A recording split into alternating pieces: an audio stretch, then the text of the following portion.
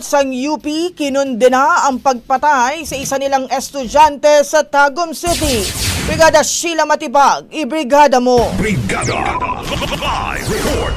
Nagpahayag ng pakikidalamhati ang University of the Philippines o UP sa pamilya at mga kaibigan ng estudyanteng si Sofia Coquilla matapos itong patayin sa loob mismo ng kanyang tahanan sa Tagum City. Sa statement na inilabas ng universidad, sinabi nitong kinokondena nila ang insidente.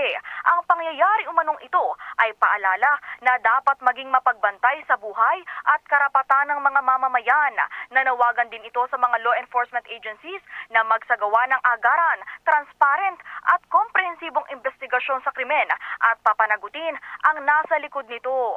Sa huli, sinabi ng UP na nakikiisa sila sa pagpapanagot ng mga taong gumagawa ng masamang gawain habang isinusulong umano nila ang pagprotekta sa buhay ng tao at pagkakaroon ng ligtas na tahanan, isinisigaw nila ang hustisya para kay Sofia. In the heart of changing lives, ako si Brigada Sheila Matibag ng 15.1 Brigada News SM Manila. The Music News Authority. Ang bahaging ito ay hatid sa atin ng Guard C Plus with Zinc Capsule. Always protektado ang kalusugan.